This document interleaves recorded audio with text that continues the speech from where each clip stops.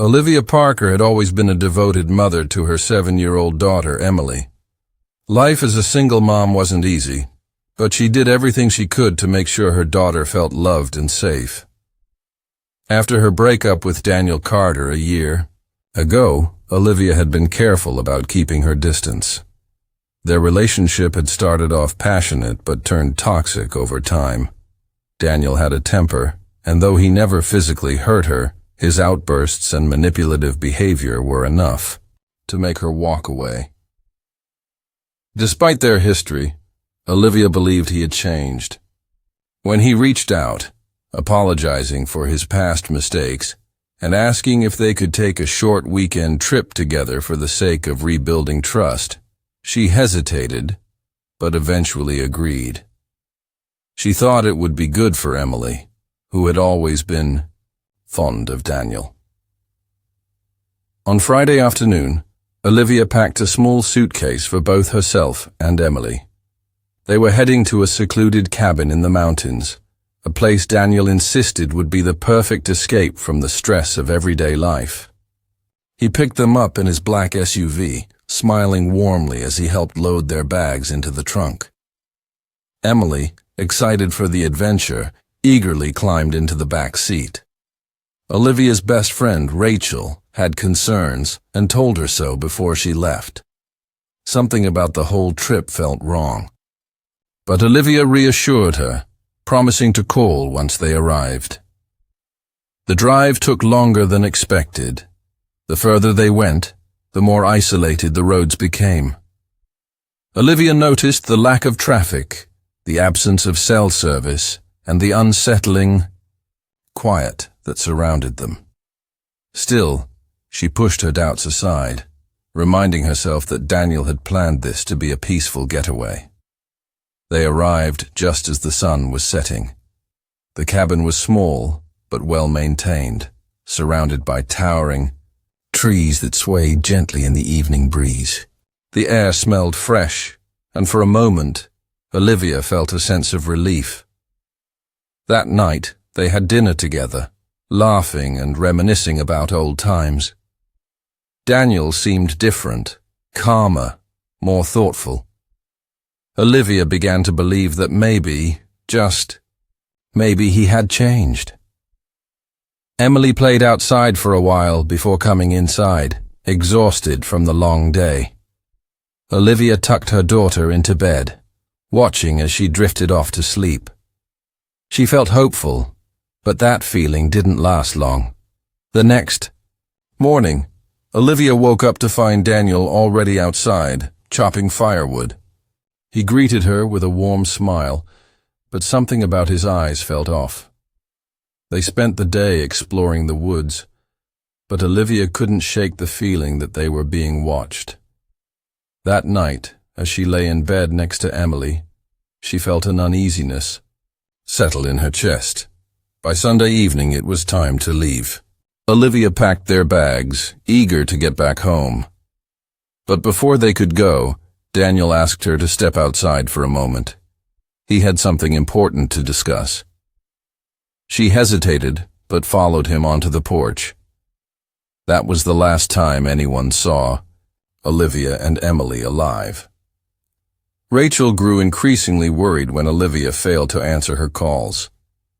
At first she tried to stay calm, telling herself that Olivia was probably just enjoying her time away. But as hours turned into an entire day with no response, Rachel's unease deepened. Olivia had promised to check in once they arrived at the cabin, yet she never did. Even more concerning, she was supposed to drop Emily off at school on Monday morning, but the little girl never showed up. That was completely out of character for Olivia, who was always responsible and punctual when it came to her daughter.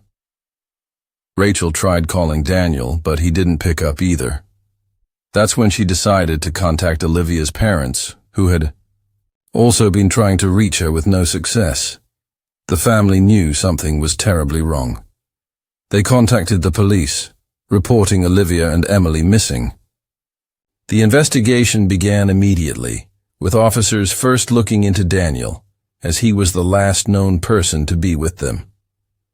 When police finally reached Daniel at his home, he acted surprised that anyone was worried. He calmly explained that he had dropped Olivia and Emily off at a gas station late Sunday evening because Olivia had wanted to take a rideshare home instead of having him drive them. He claimed he had no idea what happened after that. When asked why he didn't answer his phone, he shrugged and said he had been busy with work. His demeanor was casual, as if nothing unusual had happened. But something about his story didn't sit right with the detectives. If Olivia had planned to take a rideshare, why hadn't she called anyone to confirm her arrival? Why hadn't she sent a single message to her family or friends? The gas station, Daniel mentioned, had security cameras, so investigators pulled the footage. After reviewing hours of recordings from the night in question, there was no sign of Olivia, Emily, or even Daniel's SUV. It was as if they had never been there. Panic spread through the investigation. If Olivia was dead, what had happened to her daughter? Was Emily still alive, or had she suffered the same fate? Authorities expanded their search, combing through the dense forest, checking abandoned buildings, and questioning anyone who had been in the area. The discovery of Olivia's body turned the case into a homicide investigation, and all eyes were back on Daniel. The cabin where Olivia's body was found was less than 5 miles from the one Daniel had rented for their weekend trip. That was no coincidence. The location was remote, far from any main roads, and difficult to access. It was clear that whoever had placed Olivia's body there knew the area well. With Daniel's story beginning to unravel, police obtained a warrant to search his vehicle and home. What they found only raised more red flags. Inside his SUV, officers discovered strands of long blonde hair tangled in the back seat, which matched Olivia's hair color.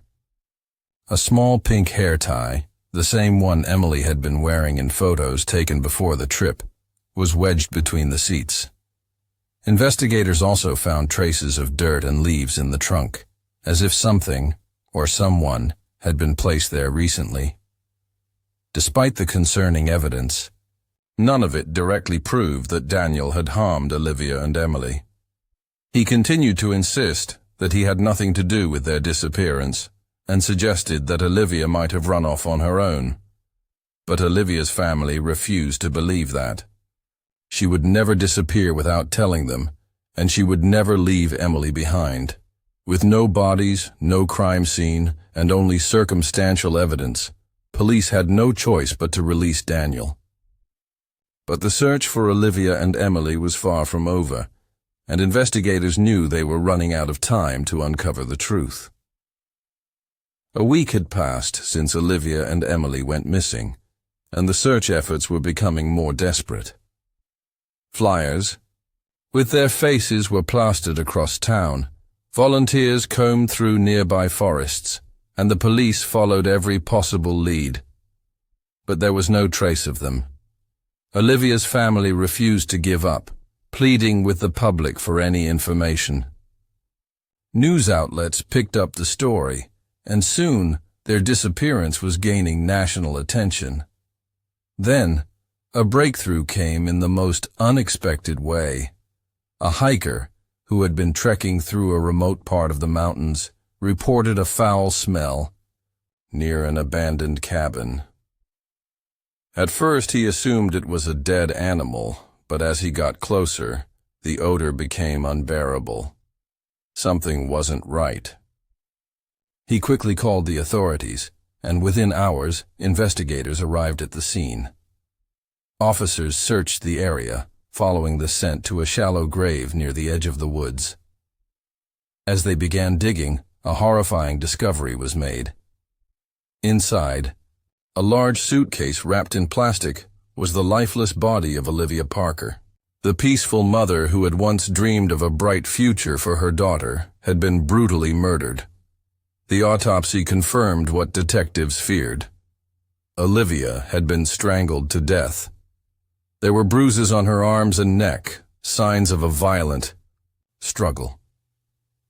She had fought back, but she hadn't been able to escape. The medical examiner estimated she had been dead for nearly a week, aligning with the time she and Emily had vanished. However, there was one glaring problem. Emily was nowhere to be found. Detectives immediately confronted Daniel with the evidence. His reaction was cold and calculated. He denied any involvement, suggesting that someone else must have killed Olivia after he dropped her off. But his alibi was weak, and with each passing hour, more suspicion fell on him. The most pressing concern remained. Where was Emily? Search teams scoured the surrounding areas, hoping to find any clue that might lead to the missing girl.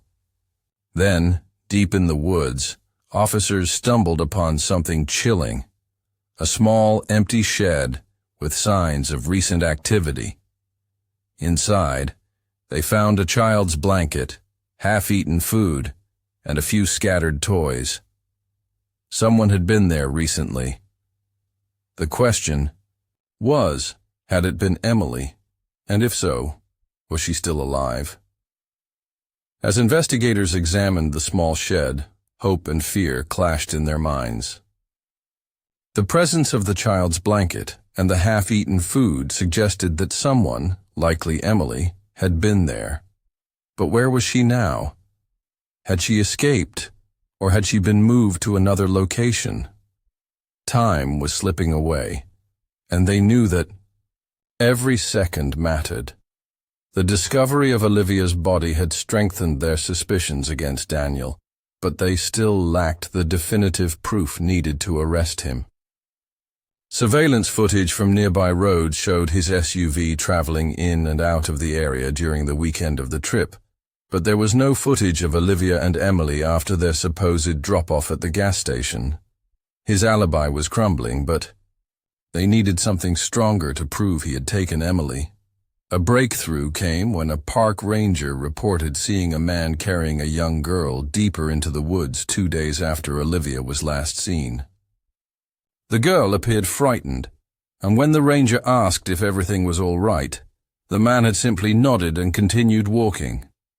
At the time, it hadn't seemed suspicious, but now, the description of the man closely matched Daniel. Investigators followed up on the sighting, focusing their search in that area. Then, after hours of combing through the dense forest, they found something shocking. Hidden beneath branches and leaves was a hatch leading to an underground bunker. The entrance was crudely built, but it was locked from the outside. Officers wasted no time breaking it open. As the door swung open, they were met with darkness and silence. But then, a small, terrified voice broke through. Emily was inside. She was curled up in a corner, trembling, her small face streaked with tears. She had been trapped in the bunker for days, left alone with minimal food and water. It was clear she had been kept there by someone who had planned to return.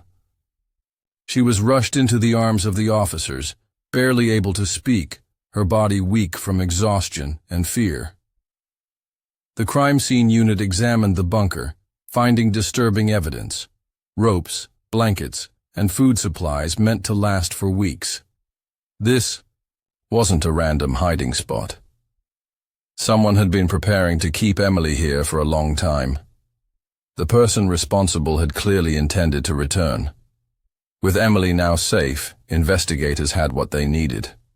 They moved quickly, tracking Daniel to his home, where they found him hastily packing a bag. He had likely seen the news and knew his time was up. Before he could flee, officers arrested him. During questioning, Daniel refused to speak, maintaining his innocence. But the evidence was undeniable. His fingerprints were on the bunker's door, and traces of Emily's DNA were found inside his SUV. The truth was clear. Daniel had killed Olivia and planned to take Emily for himself. His twisted plan had failed, and now he would finally face justice. With Daniel in custody, investigators pieced together the horrifying events that had unfolded during Olivia and Emily's weekend trip. The evidence left little doubt. Daniel had lured Olivia into believing he had changed, only to execute a sinister plan. He never intended for them to leave that cabin alive. Forensic experts combed through Daniel's SUV and home, uncovering more damning proof. Olivia's blood was found on the cabin's wooden floor, hidden beneath a rug. Investigators believed she had been attacked there, likely when she stepped outside with Daniel that fateful evening. She had fought for her life, but he had overpowered her. Once she was dead, he had transported her body to the remote grave where it was eventually found. But Emily had been a different part of his plan. He hadn't wanted to kill her. Instead, he had taken her to the underground bunker, preparing to keep her there indefinitely. Investigators speculated that he had convinced himself he could raise her, that she would forget her mother and accept him as her caretaker. But Emily was too smart. She had stayed quiet when he was around, never fighting back, likely realizing that her best chance of survival was to wait for help. With Olivia's murder and Emily's abduction confirmed, prosecutors wasted no time charging Daniel with first-degree murder, kidnapping, and false imprisonment. His trial became a national sensation. The courtroom was packed with reporters, and the public watched in horror as the details of his crime were revealed. Olivia's family attended every hearing, their faces filled with grief, but also determination. They were there for Olivia. They were there for Emily. Emily, though safe, was deeply traumatized. She barely spoke for weeks, struggling to process what had happened. She had witnessed her mother's last moments, had been taken against her will, and had lived in fear of what Daniel might do next. Therapists and child psychologists worked with her to help her heal, but the scars, both emotional and psychological, would take time to fade. During the trial, the prosecution laid out the evidence, showing Daniel's manipulative nature and his history of emotional abuse.